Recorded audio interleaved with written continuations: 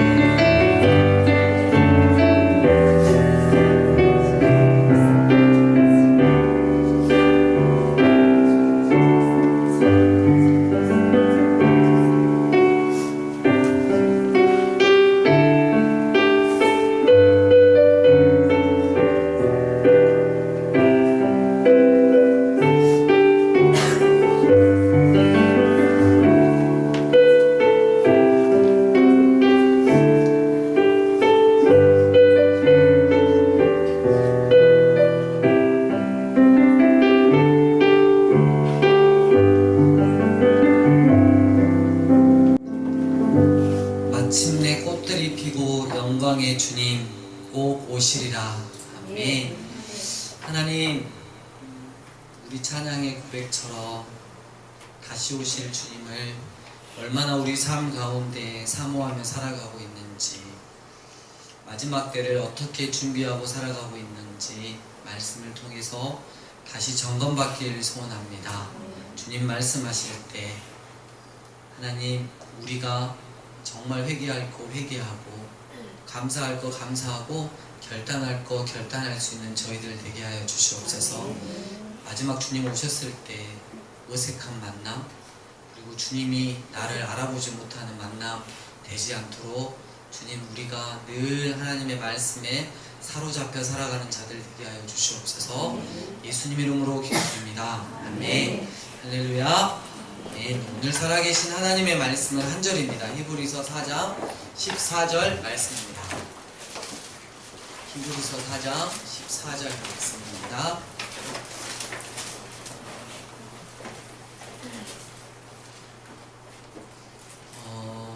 함께 봉독하시겠습니다. 살아계신 하나님의 말씀. 그러므로 우리에게 큰 대제사장이 계시니 승천하시니 곧 하나님의 아들 예수시라. 우리가 믿는 도리를 굳게 잡을지어다. 아멘. 굳게 잡을지어다.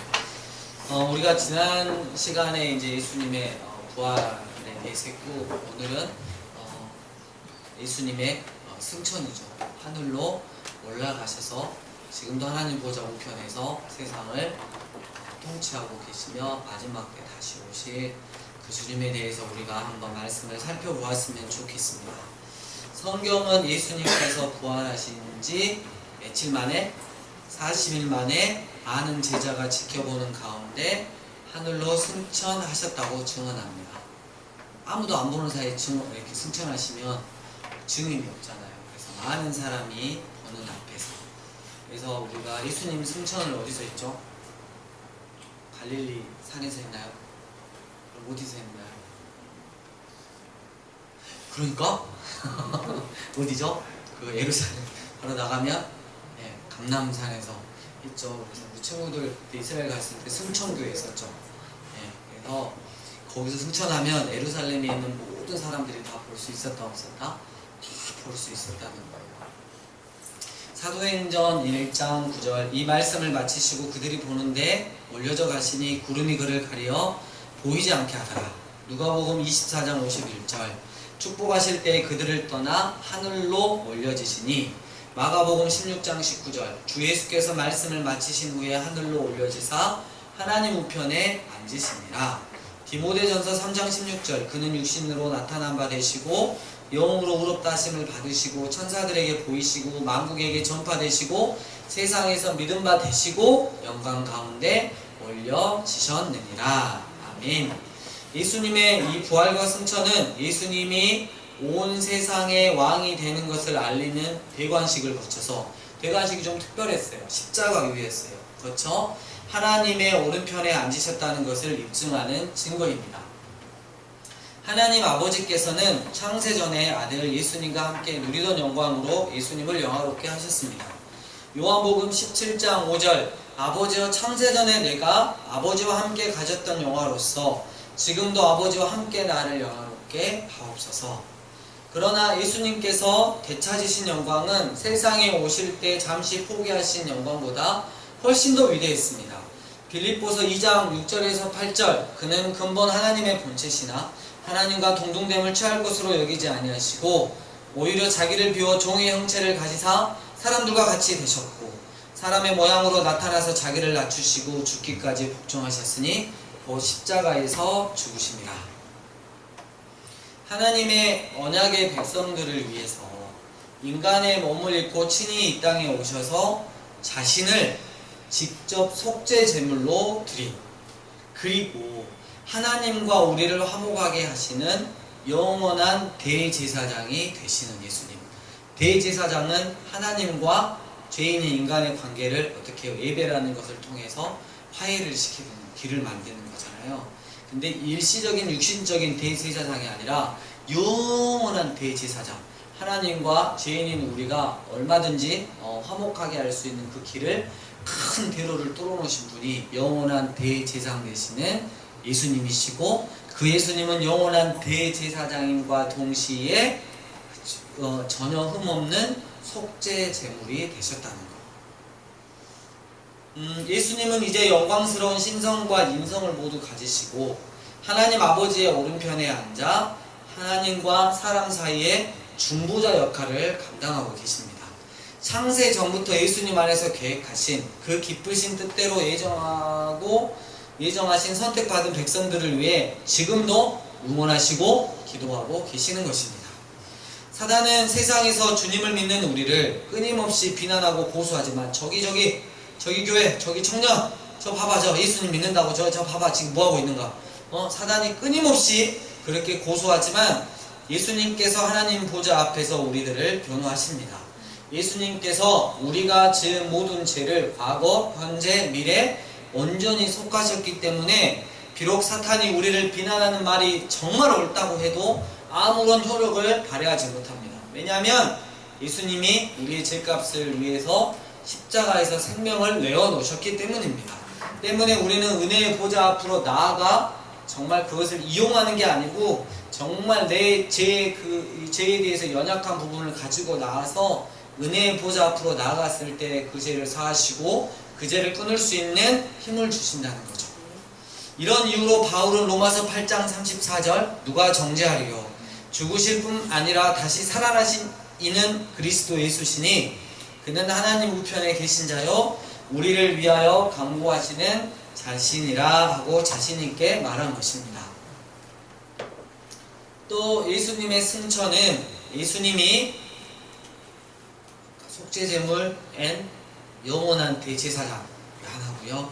그리고 또 하나 예수님의 승천이 갖는 의미는 만민의 주님이 되었다는 것을 의미합니다. 만민이라고 하는 건 모든 사람, 모든 민족의 주님이 되셨다는 거예요. 시편 24편은 영광의 왕으로 하늘에 오르신 예수님께 하늘의 문들이 복종한다고 말합니다. 예수님은 피조세계 가운데 가장 높은 영역을 다스리고 계시기 때문에 그보다 작은 영역은 말할 것도 없고 심지어는 지옥문들까지도 그분께 복종하는 것이 당연합니다. 때문에 요한계시록 1장 18절에 내가 전에 죽었으노라 볼지어다 이제 세세토록 살아있어 사망과 음부의 열쇠를 가졌노니 이랬어요. 예수님이 사망과 음부, 지옥의 열쇠를 가지고 계시는 것입니다. 이런 예수님을 우리는 너무나 함부로 대하는 경향이 있습니다. 또 세 번째로 예수님의 승천은 예수님이 교회의 머리가 되셨다는 것을 의미합니다. 에베소서 1장 20에서 22절 그의 능력이 그리스도 안에서 역사하사 죽은 자들 가운데서 다시 살리시고 하늘에서 자기의 오른편에 앉히사 모든 통치와 권세와 능력과 주권과 이 세상뿐 아니라 오는 세상에 일컫는 모든 이름 위에 뛰어나게 하시고 또 만물을 그의 발 아래에 복종하게 하시고 그를 만물 위에 교회의 머리로 삼으셨느니라 그랬어요. 여러분 우리가 이 몸은 어디서 다 우리가 통제하고 움직이죠? 예, 그렇죠. 머리에서 다 통제하는 거잖아요. 그러니까 교회는 누구의 통제를 받아야 되는 거예요? 예, 예수님의 통제를 받는 거예요. 교회가 예수님의 통제를 받지 않고 잘못된 길을 가고 있는 목사나 장로나 권사들이나 교회 중직자들의 그 길을 따른다면 그건 교회가 아니에요. 그냥 그런 데는 안 교회예요. 예, 교회가 아닙니다. 그래서 여러분이 딱 보셨을 때 예수님에 의해서 움직이는 교회다, 움직이는 공동체다, 그러면 교회 맞아요. 참 교회 맞아요. 근데 예수님하고 상관없이 움직이는 교회들이다 그러면 가짜 교회, 거짓 교회가 되는 거예요. 여러분 우리가 눈으로 보고 있는 신천지 위장교회만 가짜 교회가 아니라 예수님이 통제되지 않는, 예수님이 통제할 수 있는 그것을 이렇게 거부하고 살아가는 그런 공동체가 있다면 그건 교회가 아닌 거예요. 예수님이라고 하면 진리이신 말씀을 뜻합니다. 그래서 살아계신 하나님의 말씀이 기준이 되어서 움직이는 교회가 참 교회가 되는 것입니다. 우리 한국교회 요즘에 정말 많이 왔습니다. 아직 계속 그 뉴스에 이슈가 되고 있는 명성교회. 여러분 그렇게 두들겨 맞아도 끝까지 놓지 않고 있어요. 여러분 미안하지만 제 신학적인 입장에서 보면 교회가 아닙니다. 교회가 아닙니다. 그 교단이 지금 난리가 났어요. 그 회고하고 다시 재판하라고. 학교 학생들 대모여가지고 수업도 안 하죠. 목사님들 성명서 냈죠.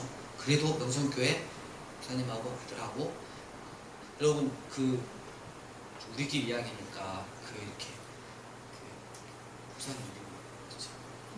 네, 김사만 목사님 아들이 누군지 알아요? 김하나잖아요. 근데 이름 떼고 이렇게 이름만 부를 때 님을 붙이잖아요. 그럼 뭐가 되죠? 하나님 이렇게 돼요. 참 이름이 희한하죠. 그래서 괜히 이야기한 것 같습니다. 아무튼 명성교회 안에서도 하나님의 뜻을 발견한 자들이 많이 있을 것입니다. 그래서 이런 일들이 잘 해결되었습니다. 우리 교단도 마찬가지고 끊임없이 이단에서 공격하잖아요. 너희들이 교회냐 그러고도.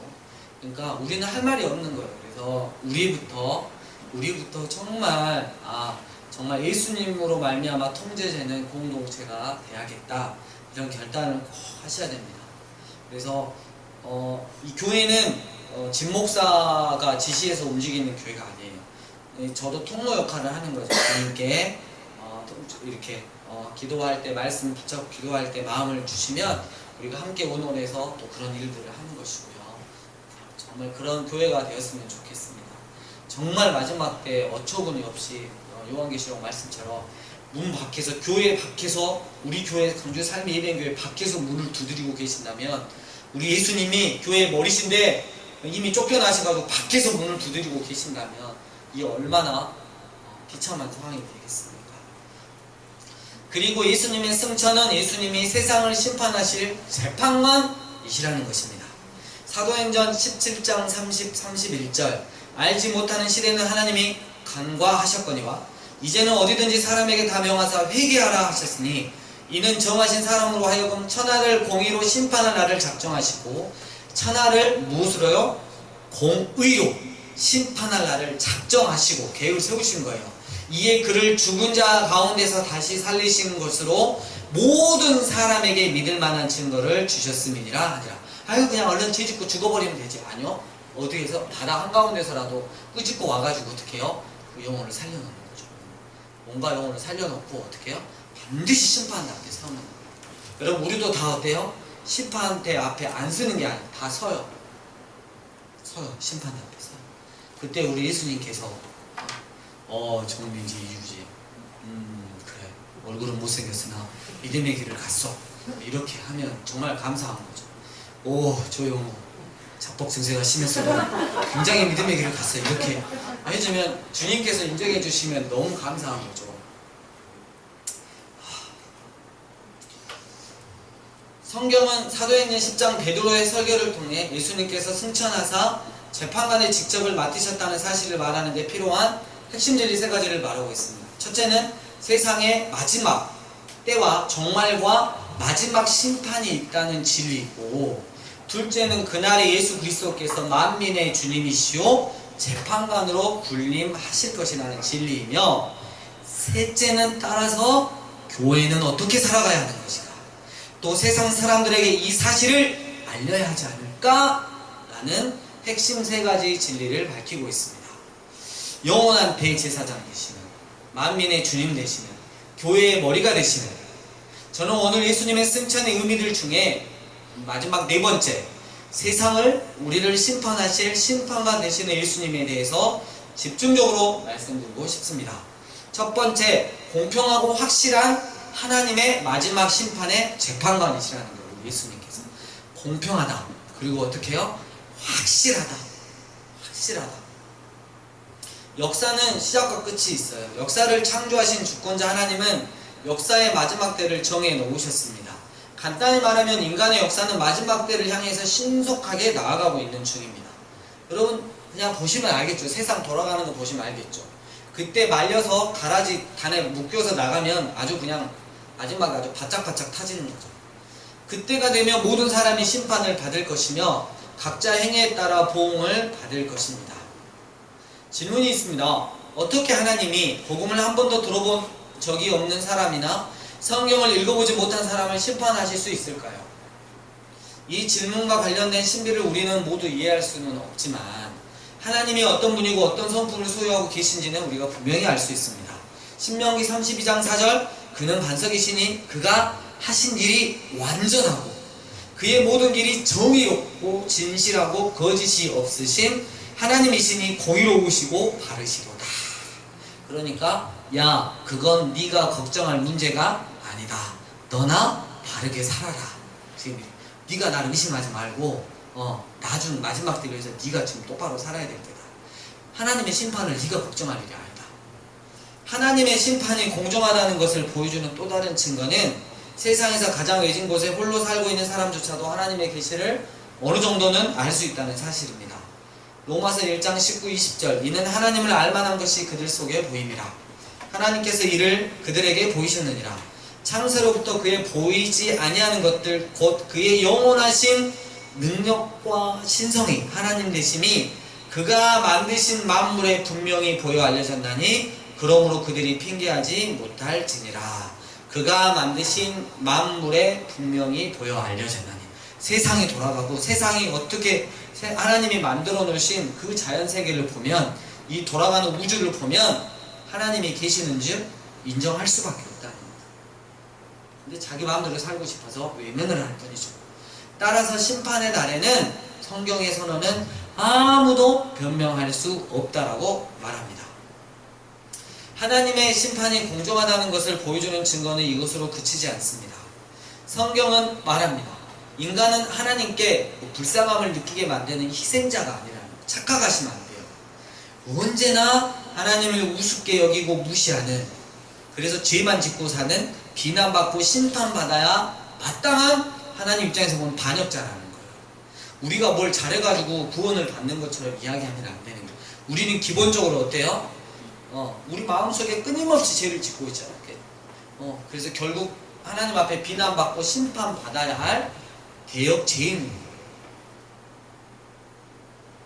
인간은 불의로 진리를 가로막습니다. 하나님을 알되 그분을 하나님으로 공경하지도 않고 그분께 감사하지도 않으며 하나님의 영광과 진리를 오로지 자신의 탐욕을 채우기 위한 우상으로 바꾸었습니다. 인간은 하나님을 인정하거나 하나님의 말씀에 복종하지 않고 온갖 불의와 도덕적인 타락을 일삼았습니다. 하나님이 세상 만민을 심판하시는 것이 옳은 이유는 인간 모두가 죄를 지었기 때문입니다. 이 가운데 마음속조차도 죄를 안 지시는 분 계십니까? 하나님의 심판이 공정하다는 것을 보여주는 마지막 증거는 모든 사람이 제각기 자기에게 주어진 계시에 따라 심판을 받게 될 것이라는 성경의 증언입니다. 누가복음 12장 47, 48 주인의 뜻을 알고도 준비하지 아니하고 그대의 그 뜻대로 행하지 아니하는 종은 많이 맞을 것이요 알지 못하고 맞을 일을 행한 종은 어떻게 해요? 적게 맞으리라. 무릇 많이 받는 자에게는 많이 요구할 것이요 많이 맡은 자에게는 많이 달라 할 것이니라 이랬어요. 여러분 법원 같지 않아요? 느낌이? 네. 네가 하면 죄야? 분명히. 그러니까 우리가 교회 다니면서 이렇게 했는데 알고 어떻게 죄를 지면 이런 괘씸죄가 적용이 돼가지고 확 때리죠. 엄두를 하는 거죠. 그래서 지옥도 뭐가 있다? 심판도 이렇게 형이 이렇게 차별되어 있는 거야. 그래서 사람이 그럼 한 10년만 살고 나오면 되나? 그건 아니고 영원히 지옥에 있는데 그 이제 강도가 좀 다를 것 같아요. 저도 잘 모르겠는데 지금 분명히 차전이 돼요. 근데 이 세상 살면서 예수님에 대해서 일자도 못 들어오고 사는 사람이 있어요. 근데 자연을 보고 뭘 보면 하나님이 계시는 걸 알 수 있는데 그나마 그것도 이렇게 잘 모르고 이렇게 산 사람은 이 교회를 다니면서 주구장창 복음을 듣는 이렇게 우리하고는 다르잖아요. 그러니까 어때요? 네, 좀 덜하다고 지금 기록하고 있어요. 속으로 그러죠. 아예 안 다닐 걸. 그래도 지옥입니다. 그래도 지옥이에요. 여러분 오해하시면 안 돼요. 또 하나, 목욕을 맨날 막 총체적인 복음하면서 아주 주구장창 했는데 그거를 우리 교회 한 20년 다니면 20번, 20년 들었는데 이거는 형이 지옥으로 가면 어때요? 여러분 지옥으로 가시면 큰일 납니다. 형이 어마어마합니다. 제가 너무나 정확하게 이야기를 해드렸기 때문에 그래서 우리 옆 사람하고 이야기 이렇게 축복합시다. 지옥 가지 맙시다.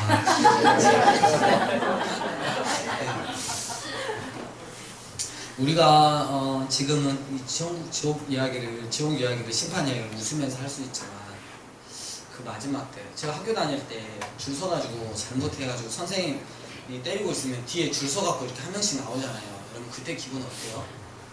예? 아, 씨땡 맞아보러 막 이런 분 없잖아요. 정말 무슨 이렇게 하면 정말 부들부들 떨리잖아요. 근데 온 세상을 창조하신 그 하나님 앞에서 심판을 받는다. 그리고 네 입에서 나온 말로 다 자백을 한대. 그래서 얼마나 두렵겠어요. 지금 우리가 웃지만 정말 그때 이렇게 하나님의 은혜로 예수님 자리 패스 이런 은혜를 우리가 가지고 먼저 패스 되신 분이 그 다음 패스 돼서 오면 서로 부둥켜 좋아하고 막 이래야 되잖아요. 다 패스 됐는데 그 다음 사람 또 저리 가고 그 다음 사람 또 저리 가고 한 5명 만에 또 이렇게 패스 한 명 되고 이런 너무 마음이 어려울 것 같아요. 저도 마음이 너무 괴로울 것 같아요. 우리 교회 성도님들 계시는데 누구는 못 오셨어요. 지옥에 갔다고 이렇게 되면 너무 마음이 슬퍼서 이렇게 울 거예요. 많이 그러잖아요. 그래서 주님이 어때요? 그런 눈물로 닦아주시는 거죠. 기억이 없어지는 게 아니거든요. 창조와 양심을 통해 주어진 계시를 거역한 사람은 모두 그 불순종으로 인해 심판을 받을 것입니다.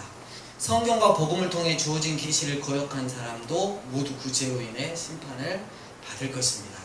로마서 12장 12절 무릇 율법 없이 범죄한 자는 또한 율법 없이 망하고 무릇 율법이 있고 범죄한 자는 율법으로 말미암아 심판을 받으리라. 그러나 후자의 경우에는 전자보다 심판이 더 가혹할 것입니다. 그가 많은 진리를 알고 있었기 때문입니다. 마지막 날이 되면 하나님의 의가 심판을 통해 분명하게 드러날 것입니다. 그런 때문에 우리가 주저주저 할 그럴 시간들이 없어요. 이게 앞으로 한 20년 있다 보면 뭐 시간이 한 19년 놀다가 1년 사이에 마음 잡으면 되지만 여러분 정확하게 해야 되는 거예요. 절대 중립은 없어요. 내가 예수님을 믿으면 딱 부러지게 믿어버려야겠다. 그럼 영원한 하나님의 나라를 선물 받는 거예요. 근데 어정쩡하게 믿는다. 그러면 이건 어쩌면 세상에서 그냥 주구장창 아예 놀아버린 사람보다 더 험한 꼴을 당할 수 있다는 거죠. 그래서 우리는 정확하게 하나님 앞에서 태도를 결정해야 할 것입니다. 두 번째, 우리 예수님 만민의 주님이신 재판관님이십니다. 하나님은 예수님을 살아있는 자와 죽은 자의 재판장으로 세우셨습니다. 성경은 모든 사람의 예외 없이 예수님 앞에서 심판을 받게 될 것이며 그분이 모두의 운명을 결정하실 것이라고 증언합니다. 너무 놀라운 진리가 있어요. 하나님과 우리 사람 사이의 중보자도 화해를 시키시는 분도 예수 그리스도 뿐이시고 하나님과 사람 사이의 재판관도 예수 그리스도 뿐이라는 사실. 여러분 우리를 화해시켜 주시는 그 분이신가 중보자시니까 얼마나 감사해요. 근데 마지막 때는 그분이 어떻게 해요? 우리를 심판하실 재판관이 되시는 거예요. 그래서 우리가 하나님을 경외하잖아요. 하나님을 두려워하는데 하나님이 나에게 주신 사랑이 너무 커요. 그래서 그 두려움이라고 샘물에서 뭐가 나오냐면 사랑의 물줄기가 나와요.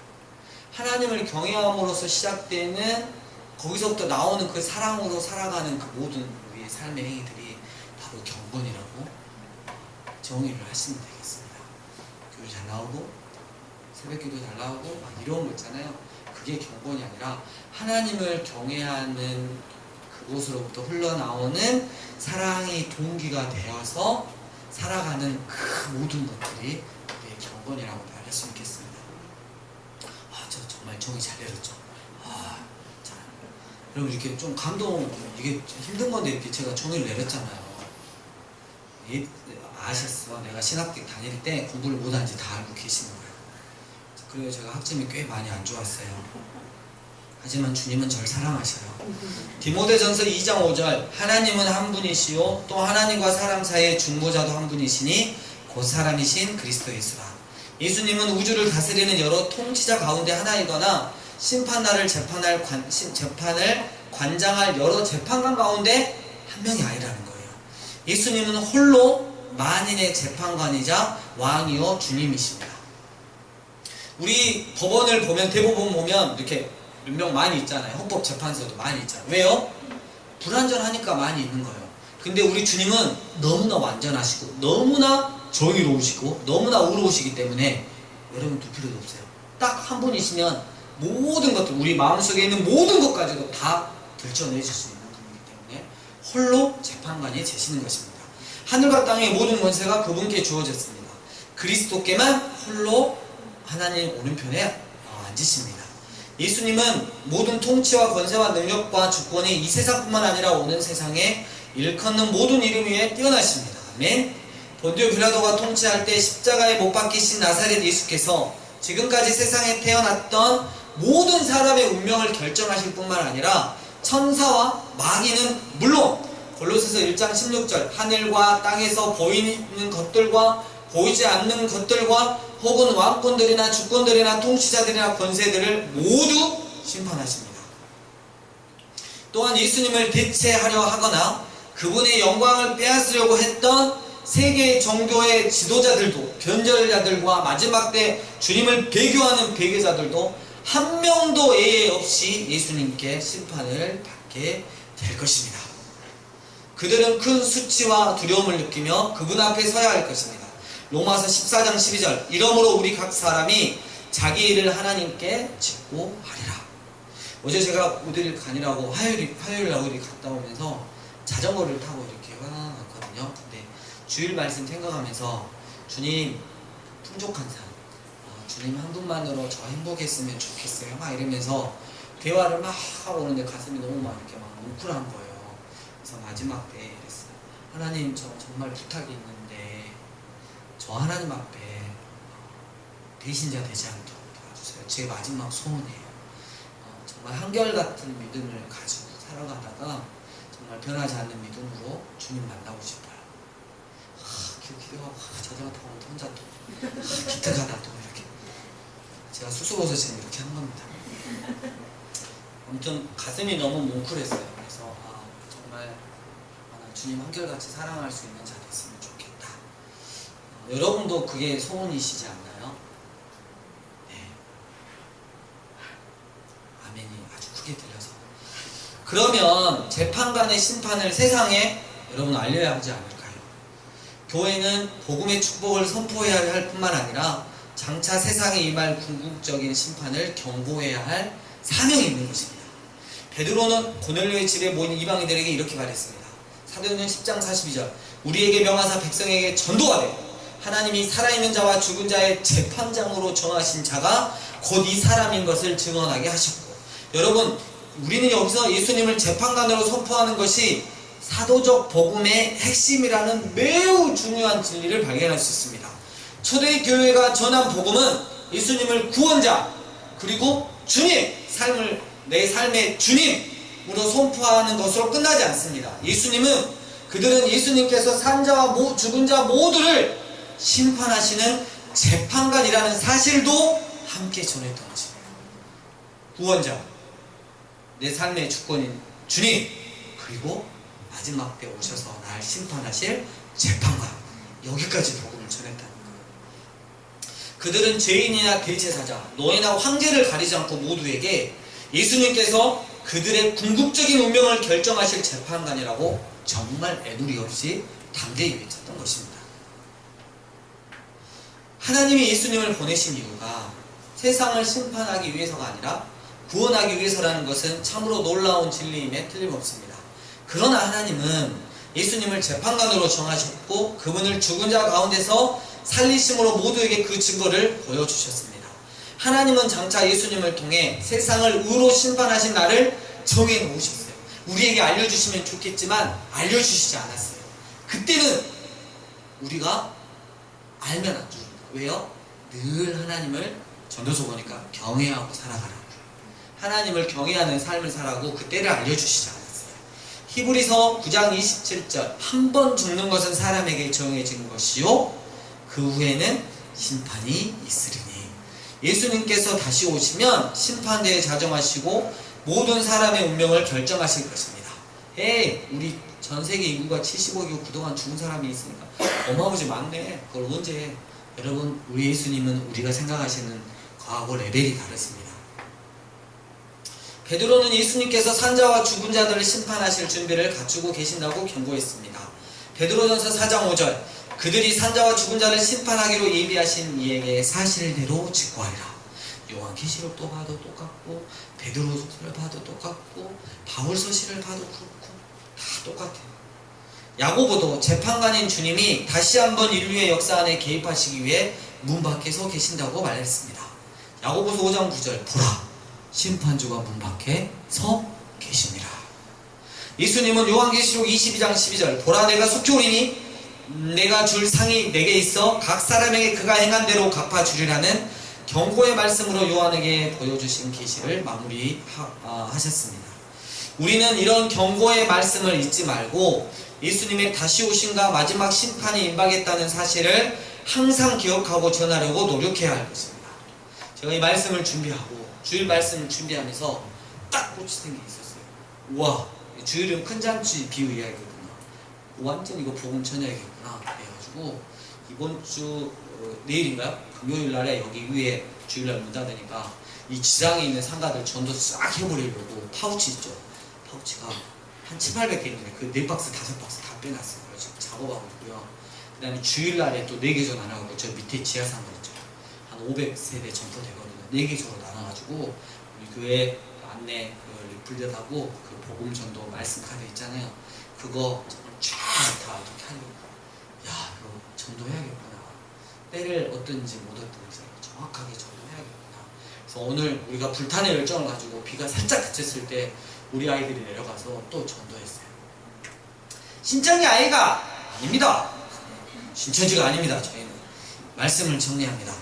인간은 스스로를 완전히 멸망시켰고 혼자 힘으로는 하나님과 올바른 관계를 맺을 수 없습니다. 이것은 지금까지 수많은 증거를 통해 거듭 확인된 사실입니다.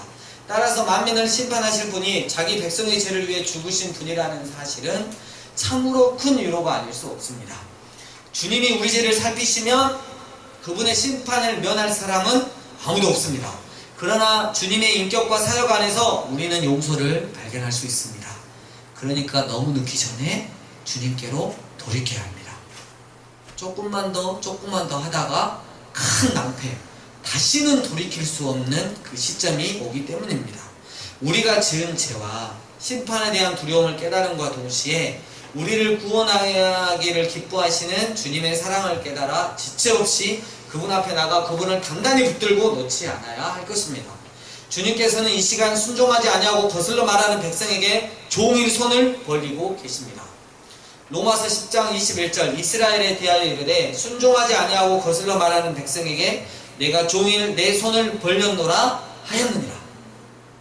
하지만 우리는 그분의 인내를 이용해서는 안 될 것입니다.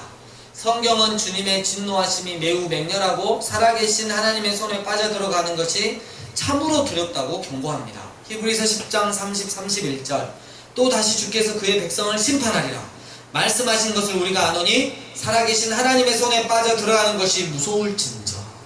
따라서 너무 늦기 전에 그분께로 피해야 합니다.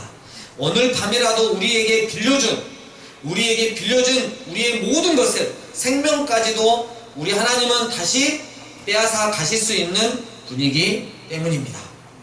시편 2편 12절 그의 아들에게 입맞추라. 그렇지 아니하면 진노하심으로 너희가 길에서 망하리니 그의 진노가 급하심이라. 여호와께 피하는 모든 사람은 다 복이 있도다.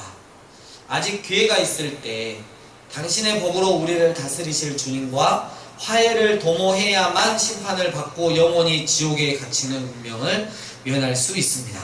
그렇지 않으면 마지막 한 푼까지 다 갚기 전에는 그곳에서 빠져나오지 못할 것입니다.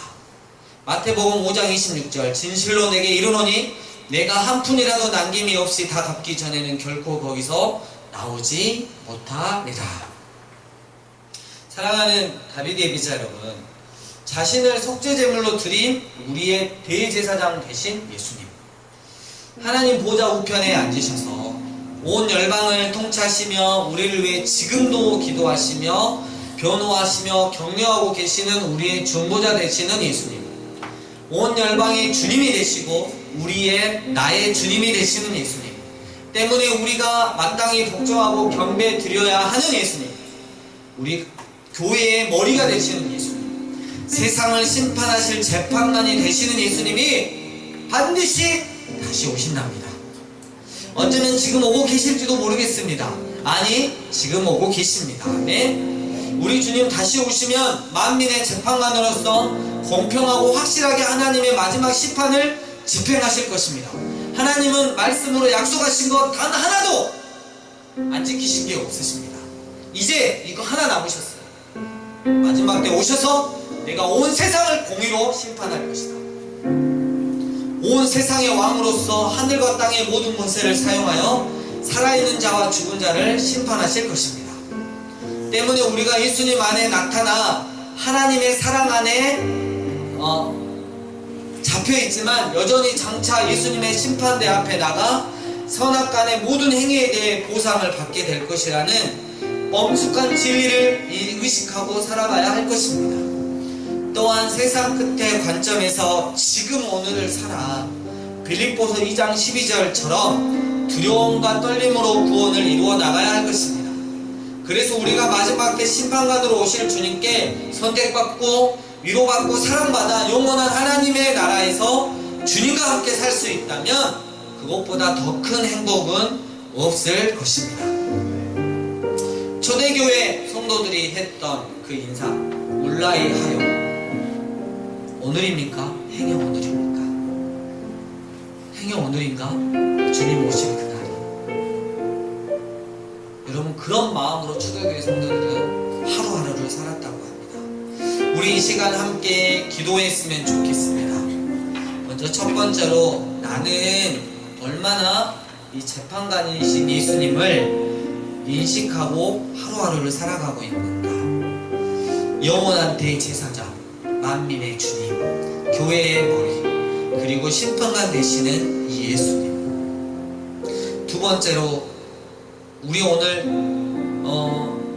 우리 주님 오늘 오신다는 마음으로 정말 두려움과 설렘을 가지고 살아가고 있는지 한번 점검해 보았으면 좋겠습니다. 또 주님이 반드시 다시 오심을 아직 주님을 만나지 못한 내 형제들에게, 내 이웃들에게, 내 그 누구들에게 정말 담대히 전할 수 있는 우리들 되게 해달라고 다시 한번 결단하며 주님 앞에 나갑시다.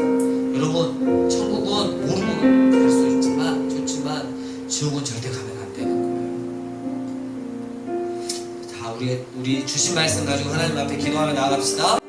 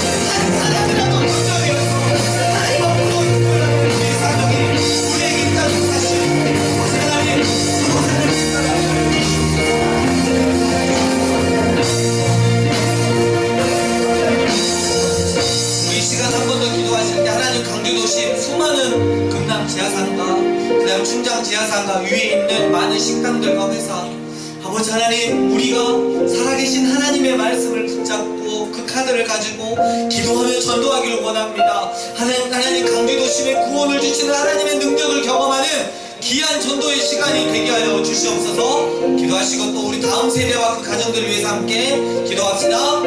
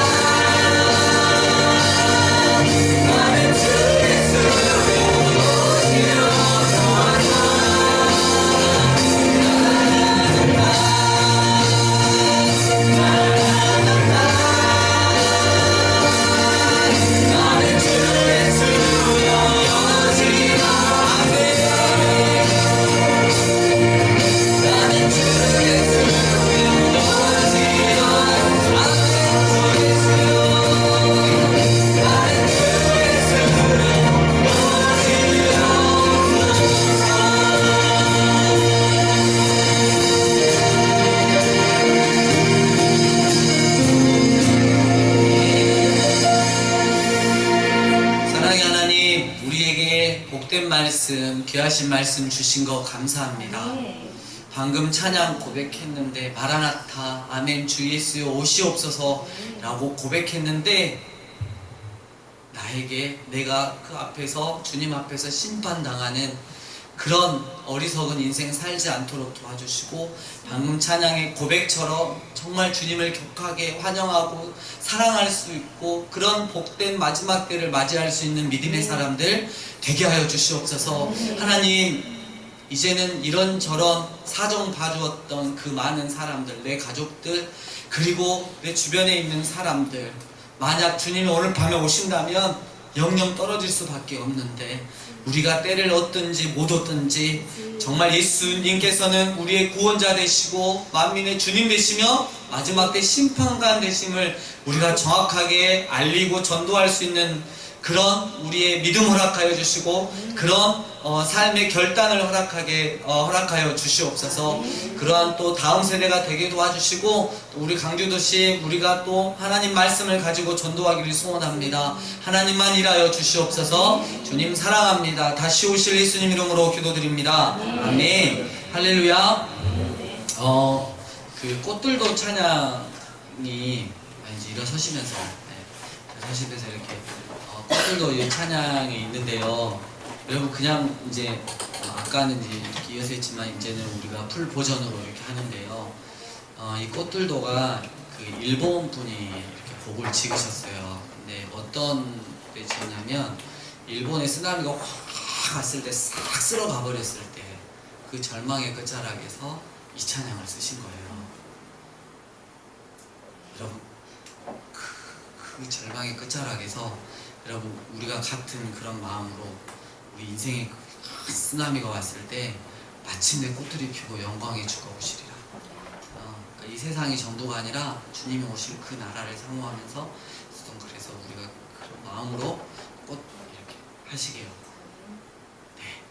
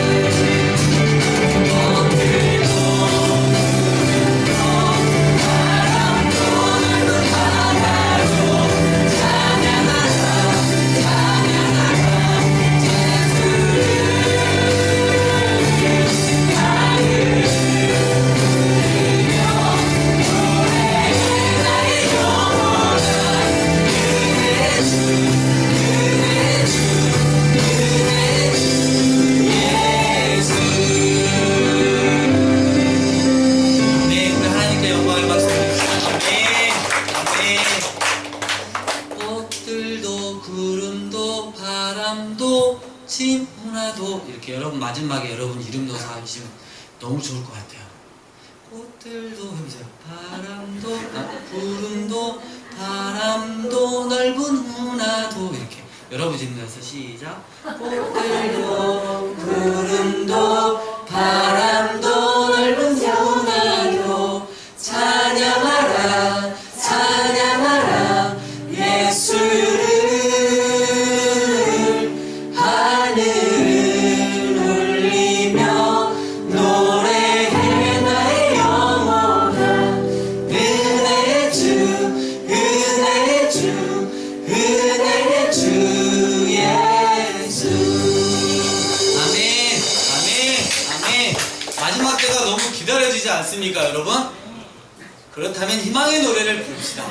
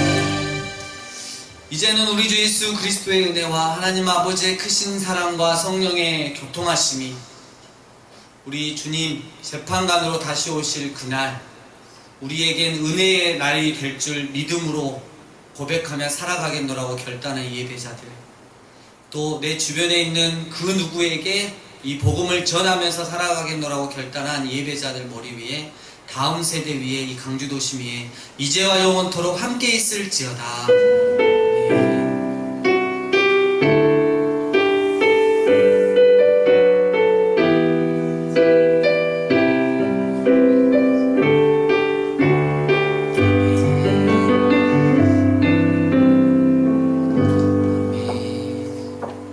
우리 오늘 마지막 소금 바꿀까요? 꽃들도 거기만 아까 했던 꽃들도